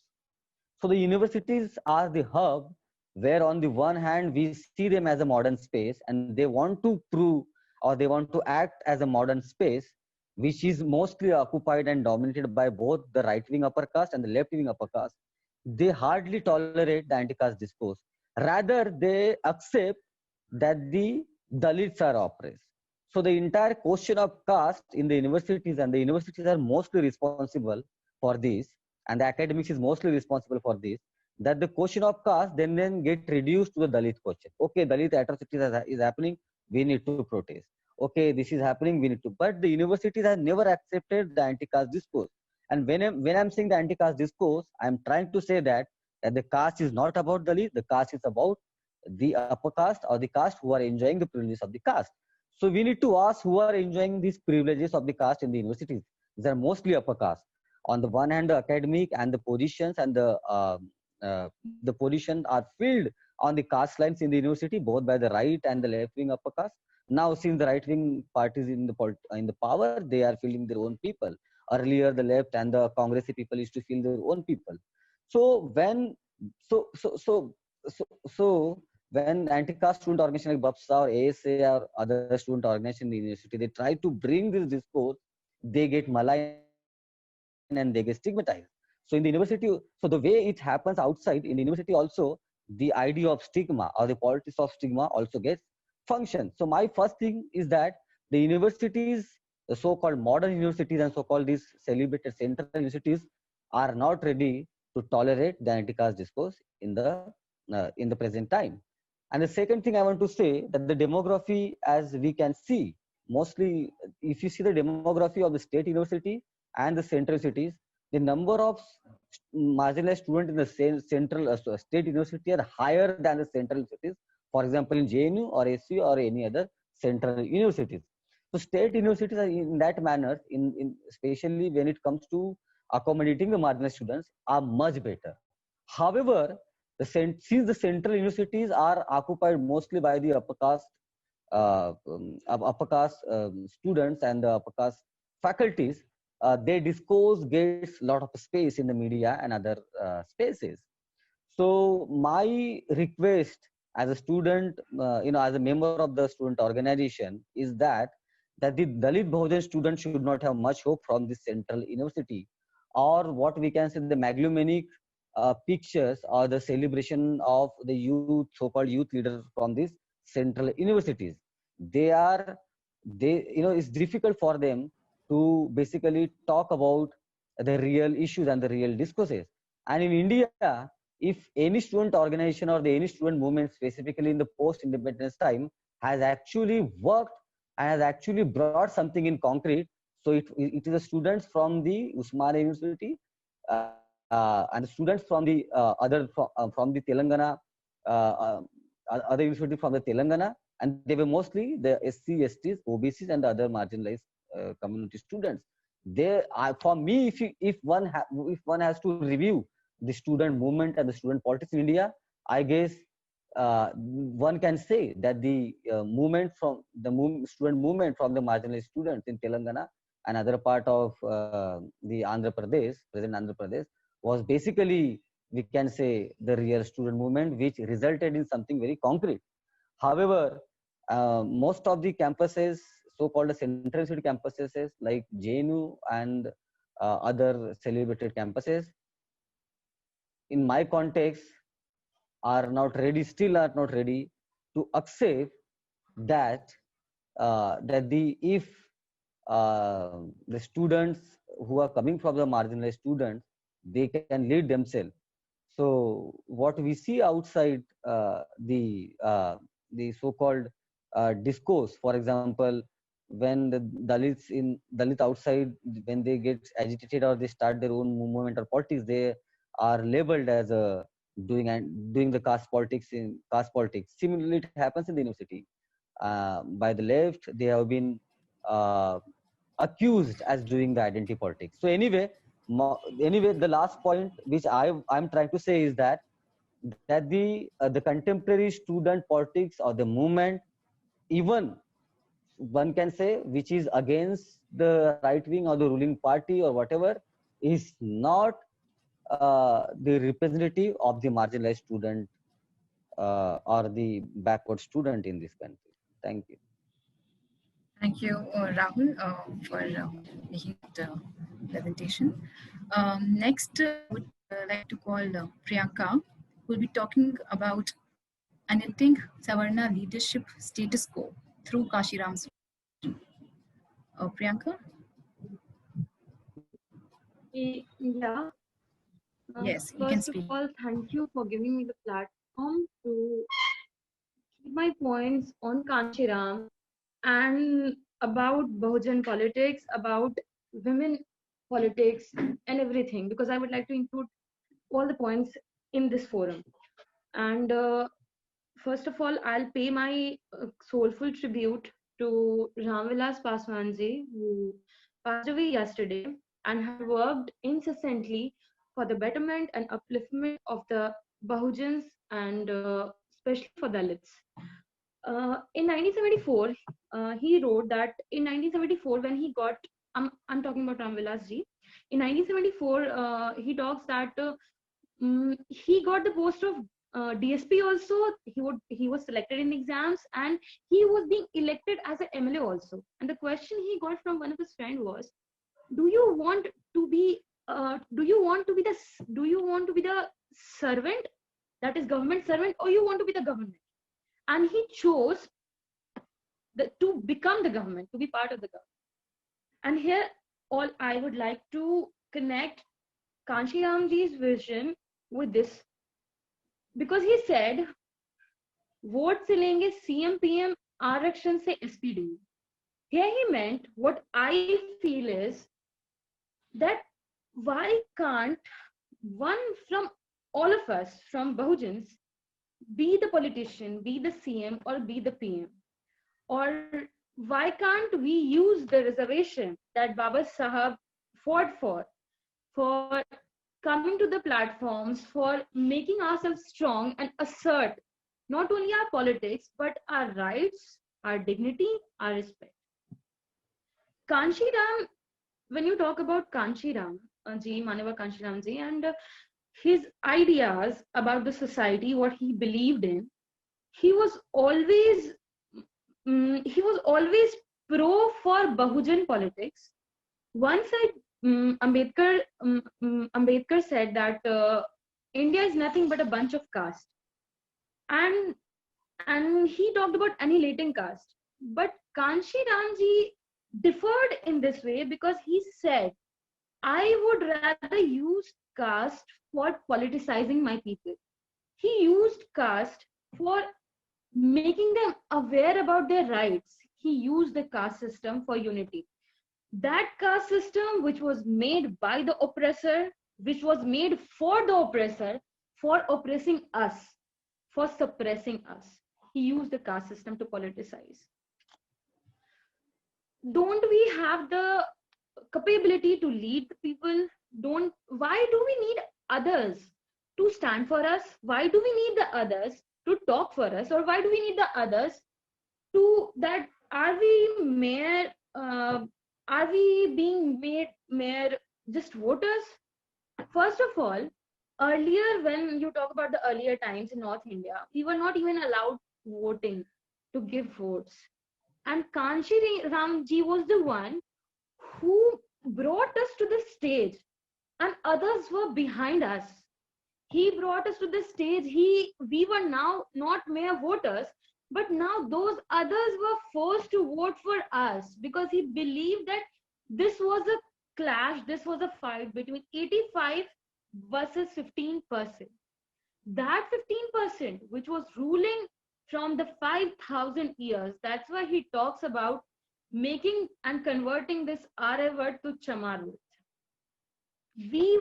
Why can't we be the rulers? We are the 85%, we are the majority. That's why he says, जो बहुजन की बात करेगा वो दिल्ली से राज करेगा, जिसकी जितनी संख्या भारी उसकी उतनी हिस्सेदारी. What is this हिस्सेदारी? This is our representation. This is not only political representation but assertion in each and every field. He was not just limited to a political party, BSP. Rather, his horizon is across the boundaries, across the regions, across the religion, across the castes, across the people. He once mentioned, and he was the believer of it, that he wants that political movements as well as politics in India must be carried by Bahujan women, and in particularly by Dalit women. Why so? When you talk about, you will be called casteist, and I have heard, even being the student in JNU, when you talk about quota within quota, when you talk about Kanshi Ramji's idea of women, especially Bahujan women, leading any movement or leading any protest, you will be directly called casteist. Is it not so that the privilege that Savarna women gets just because she is born a Savarna? If I connect it to the present scenario also, you must be aware of the Hathras case. When you take the name, when you take the titles of the oppressors, you are being called casteist. Why is it you are being hushed down? Is it not the way to hide the identity of the oppressor? The Bahujan women are being easily targeted because, first of all, women are being targeted for the sake of their patriarchy, for Brahminwadi thoughts, and above that, Bahujan women are being targeted because they are Bahujans. And that Hathras case, what happened right now, the tongue was cut, ribs were broken. That was not just a rape. That was something more. It was shown through it that you are a particular community, you are from Bahujan community, you are from Dalit community, and you have to remain silent. That tongue being cut down is not just literal, it's also metaphorical to show you your place. And Kanshi Ramji broke this. He brought women into the main political stream, and he talked about it. He not only talked about it, but he made it the dream come true. And right now also, everywhere when you see in academics field, in politics, in intellectual field, Manavar Kanshi Ramji started an intellectual movement also. He started the Untouchable India magazine and many other magazines. This is not just a simple magazine, rather it's a platform to raise your voice. Why do we need other intellectuals? Why do we need them to write about us? Why can't we write about us? Why can't we exclaim about us? Why can't we say what we are passing through and what's happening with us? This was an intellectual movement that Kanshi Ramji created, and from that moment only we, the Bahujans, got the right, got the platform to assert ourselves. And right now also, when we are reaching the campuses, when we are reaching universities, and asking our rights, questioning them, the questioning which was not allowed to us, the question that monopoly, that hegemony of this Savarna is being broken down, and this is what they don't want to accept. That's why you see the cases like Rohit Vemula, you see the cases like Payal Tadvi, and if you are aware of this, the culprits behind Payal Tadvi, that all 3-4 doctors, that Savarna female doctors, are now being granted, now they are being taken back to the universities. So you can understand how this everything, how this caste system works. This caste system is not only related to politics, rather what I feel, if you need to get justice, if you need to raise question, if you need to write even an FIR in the police station, then your caste will be seen. This is not something which is which is just vanished. You know, the rights which we got, the right to vote was given by Baba Sahab, but the bridge was made together by Baba Sahab and Kanshi Ram to lead us to a place where we are not in the back. We are the front leaders. We are leading all the movements, although they don't give us the platforms, although they don't allow us to speak, but we don't keep quiet. We assert ourselves. And this is the change created by Manavar Kanshi Ram. Baba Sahab gave the constitution, Baba Sahab provided us the rights, the reservation, but bringing it to the practical grounds, it was just Kanshi Ramji who could do it. He just inverted the pyramid which was created in the society, where the Savarnas were sitting at the top and the Shudras and the Dalits were in the below. He inverted it, totally inverted. And that's why first of all, many claims were made against him also, that he joined alliance, he made an alliance with the BJP and for removing Congress.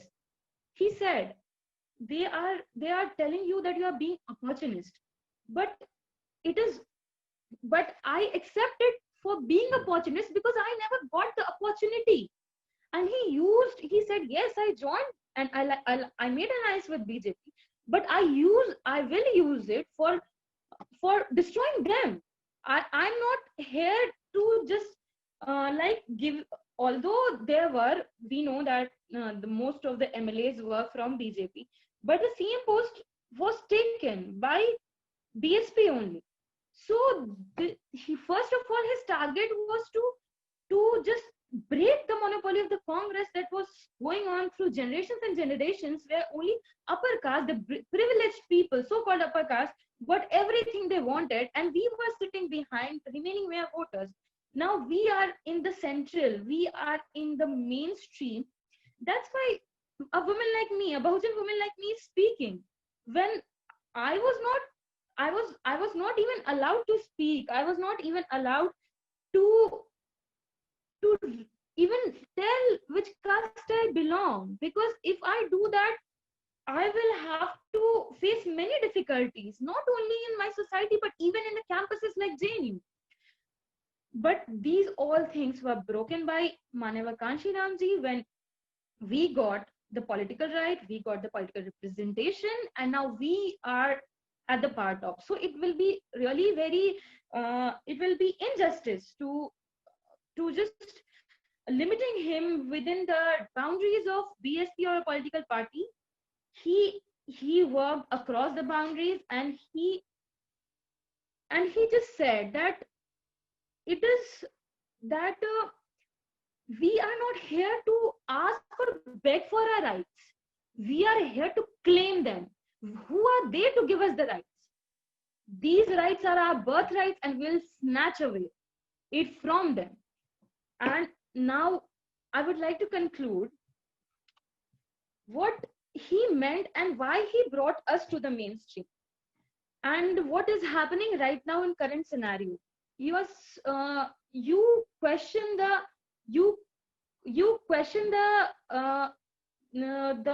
opposition, the Bahujan leaders, why they are turning towards those others. But why don't they focus on us? if we make them enable, if we empower them, and we say that yes, we are with you, we remain united, then they don't need to go anywhere else. Why did the symbol elephant was taken? Many people say that it's related, and if you talk about intellectual field, it will be said that that symbol elephant is related to Buddha. And but what I believe is that we the Bahujans are the elephant of India. We are the most powerful, and those 15% ants, they were sitting on our head, and we can't allow this to happen anymore. And this is why he chose the symbol, what I believe. And we have to do it in the practical grounds, and for that we need to remain united. We need to know, we need to assert what our rights are, and this can only be done when we remain united, when we talk for us, and we create our own platforms where we put our claims, where we put our demands, where we don't need the other to say what we are feeling. We don't need the other to write what we are feeling. If a column is written in the editorial about the atrocities being done on the Dalits or Bahujans, it will be written by the Bahujans. If they want to be in a fight, they can, but there is a but, that they will remain behind us, and we will be in the foreground. We will be in the front, and that has to be taken from them, and that right has to be claimed. This human civilization from 5,000 years have never allowed us to take our seats, have never allowed us to stand with them. Now it's the time we take our chairs, we snatch our chairs, and we sit on them, and now they have to remain behind us. We need to remain united. We need Priyanka, sorry, I'll have to agitate and remain organized. And thank you so much. Jai Bhim, Jai Mandal, Jai Mata. Thank you, Priyanka. Grace is finding it difficult to connect with us, but we have 4 points that she's shared with us that we can actually share with the audience. Thanks, Aksa. I can just read out what Grace has sent to us. Many of you would have seen that my colleagues have pasted Grace's profile in the chat window before. She was panelist number 4. Grace is a Dalit trans persons activist from Tamil Nadu. The 3 or 4 key points that she just wanted to make at today's discussion was that the NEP does not at all talk about trans reservation and does not talk about child protection. She says that the understanding of the child here should be a gender non-conforming child, but this doesn't talk about this, nor does it talk about any form of abuse, mental, physical, or verbal. She also emphasized that Kanshiram and Baba Saheb had always talked about equality, but what's coming across is that this is Sanatan education. So these were some of the key points she wanted to talk about today. Thanks, Aksa. Thank you, Soumya. I think then we can move to our last panelist, Narayan Sami. Network என்ன problem அல கேக்குது sir, நீங்க பேசலாம் sir. Madam please பேசுங்க. நான் கொஞ்சம் கன்னடாவில பேசினா ரொம்ப நல்லா ஈஸியா இருக்கும், ஆனாலும் கூட தமிழ்லயே நான் முயற்சி பண்றேன். ஓகே, தேங்க் யூ சார், நன்றி. ஹலோ, பேசுங்க சார், கேக்குது, நல்லாவே கேக்குது. Madam okay. முக்கியமா இந்த நம்ம இந்தியா வரலாறு எடுத்து பார்க்கும்போது ஏகலவ்யா வில்லு வித்யா கத்துக்கிறதுக்காக அவ விரல எடுத்துட்டாங்க, ஷம்பூக்க படிச்சதுக்காக அவரை தலையை எடுத்துட்டாங்க. இப்படியாப்பட்ட ஒரு பகுஜன் மாணவர்கள் படிச்சாவே பெரிய ஒரு அபராதம்ன்ற ஒரு நோக்கத்துல இந்த இந்தியாவுல நம்ம வாழ்ந்துன்னு இருக்கோம்.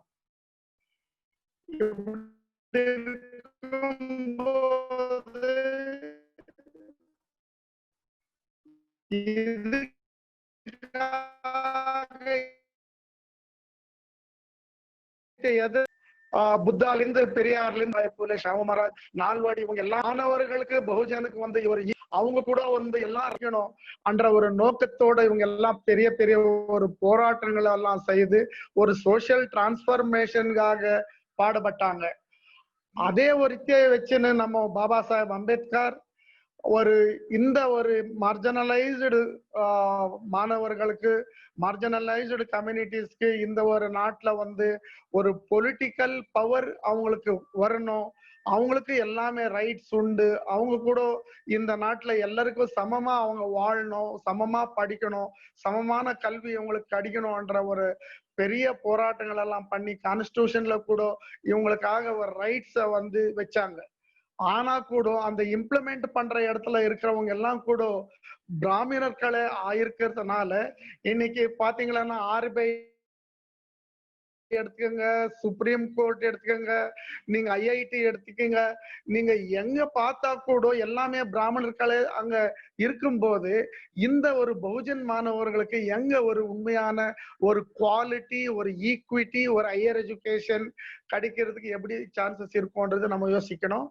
அதே நோக்கத்துல காஞ்சிராம் வந்து கர்நாடகாவில வந்து பாபா சாஹேப் ஒரு ஐடியாலஜியே வச்சுன்னு பாபா சாஹேப் வழியிலேயே வந்து காஞ்சிராம் கூட நடந்து கர்நாடகாவுக்கு வந்து ஒரு 20 டைம்ஸ் அவரு காஞ்சிராம் இங்க வந்திருக்கலாம்.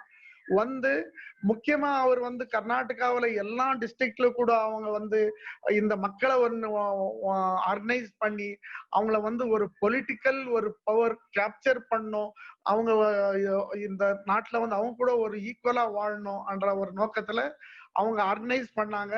அது முக்கியமா அஃபெக்ட் ஆனது வந்து மைசூர் ஏரியாவில், மைசூர், சாமராஜ் நகர், கனக்புரா இந்த ஒரு பகுதியில அங்க ஒரு காஞ்சிராம் ஒரு ஐடியாலஜில உருவான ஒரு BVS சொல்லிட்டு பகுஜன் வித்யார்த்தி சங்கு, அந்த பகுஜன் வித்யார்த்தி சங்கு கிட்டத்தட்ட ஒரு 1000 வில்லேஜஸ்ல வந்து அவங்க கேம்பெயின் பண்ணி அவங்க வந்து ஒரு பொலிட்டிக்கல் பவர் ஒரு இம்பார்ட்டன்ஸ் என்ன அது நம்ம அந்த பொலிட்டிக்கல் பவர் நம்ம எடுத்தோம்னா நம்ம குழந்தைங்க எப்படி படிக்க முடியும், ஹையர் எஜுகேஷன் எப்படி கிடைக்க முடியும்ட்டு ஒரு நல்ல மோட்டிவேட் பண்ணதுக்காக அங்க வந்து அந்த ஒரு பகுதியில பாத்தீங்கன்னா 1000 டுகெதர் ஸ்டூடெண்ட்ஸ் வந்துட்டு அம்பேத்கர் காஞ்சிராம் ஒரு வழியில இன்னைக்கு வந்து நல்ல ஒரு ஹையர் எஜுகேஷன் அவங்க அடியறதுக்கு அங்க ஒரு வாய்ப்பு கிடைச்சது.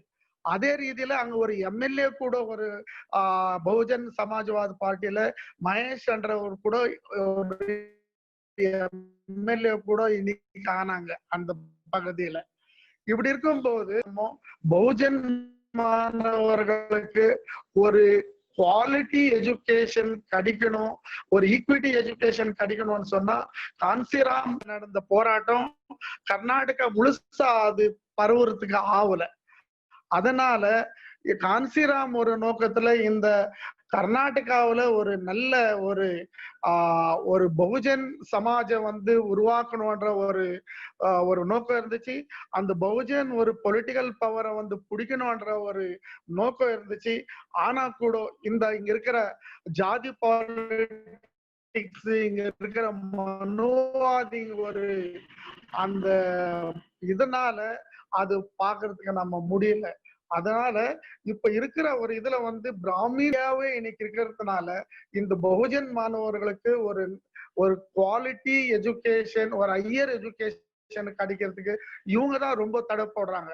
இன்னைக்கு பாத்தீங்கன்னா எந்த IAS எடுத்துக்கங்க, IIT எடுத்துக்கங்க, IMM எடுங்க, IAS எடுங்க, IPS எடுங்க, இதுல வந்து நம்ம இவ்வளவு மெஜாரிட்டி இருந்தா கூட இன்னைக்கு வந்து 60-65% எல்லா இடத்துங்களும் கூட பிராமின் தான் வந்திருக்கான்னு சொன்னா இங்க இருக்கிற ஒரு பகுஜன் மாணவர்கள், தலித், ஆதிவாசி, மைனாரிட்டிஸ்க்கெல்லாம் கூட எதுவுமே ஃபியூச்சரே இல்லாத ஒரு நிலைமை இப்ப உருவாயிருக்கிறதுனால நம்ம பாபா சாஹேப் அம்பேத்கர் மற்றும் காஞ்சிராம் ஒரு ஐடியாலஜில தான் இன்னைக்கு வந்து நம்ம இந்தியாவை மறுபடியும் நம்ம கட்ட வேண்டிய ஒரு நிலைமை இருக்கு.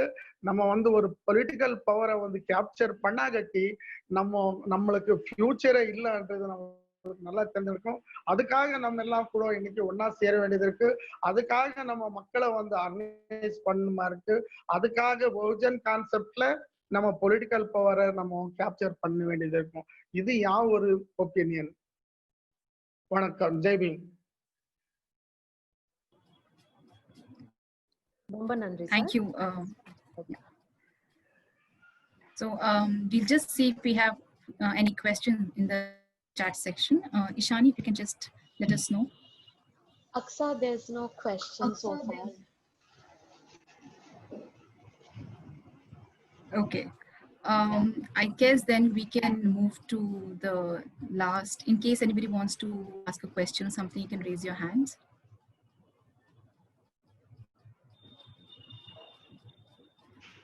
Okay, I guess we can move to the last section about the concluding remarks from Pradeep Narayanan. Pradeep? I think there is one hand from Ashish. I think may want to ask him to say something. Right.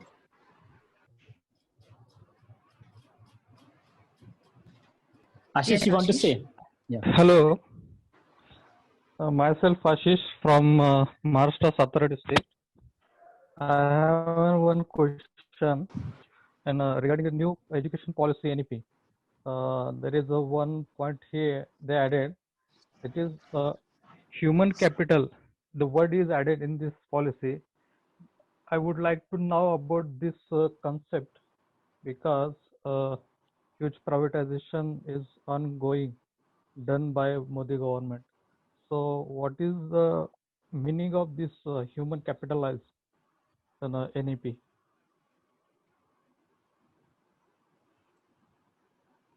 Hello, I'm Yeah. audible. Yeah. Yes, Ashish. My question is, what is the meaning of human capital? This word is added in new education policy.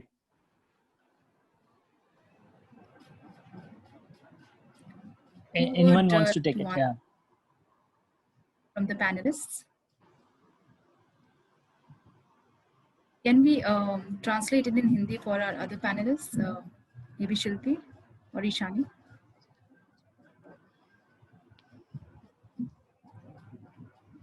सवाल है कि NEP में एक शब्द एक term use किया गया है ह्यूमन कैपिटल मतलब